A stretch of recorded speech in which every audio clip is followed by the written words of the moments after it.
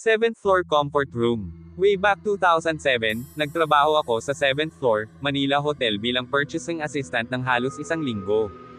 Dahil napakaluma ng gusali, napakarami kong narinig na kwento tungkol sa multo na nagmumulto sa buong departamento. Sa ikatlong araw ng aking trabaho, sa oras ng tanghalian ay pumunta ako sa comfort room. Ito ay malaki at ito ay may fourth na cubicle. Pinili ko ang pang-apat na cubicle. Pagkasara ko ng pinto, may narinig akong flush na nagmumula sa unang cubicle.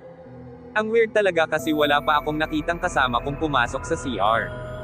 Tsaka kung may pumasok kasunod ko, maririnig kong bumukas yung pinto kasi mabigat talaga. So ayun, lumabas ako at chinek ang unang cubicle at walang tao. Ang nakakatakot, nung nakita ko yung tubig na galing sa toilet bowl na naubos na parang may NAGFLUSH sa toilet. It scared the hell out of me and I ran as fast as I could. After that incident, hindi na ako pumunta sa comfort room sa floor na yon. Isa ito sa mga dahilan kung bakit ako huminto sa trabaho. Sinabi sa akin ng mga office mates ko na ang 7th floor especially ang comfort room ay pinagmumultuhan ng isang ghost lady.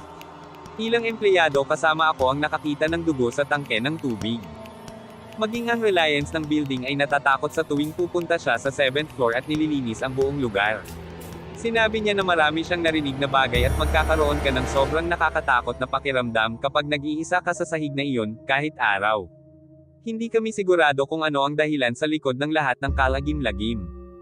Ang alam ko ayoko nang bumalik doon. Follow for more Tagalog true horror stories.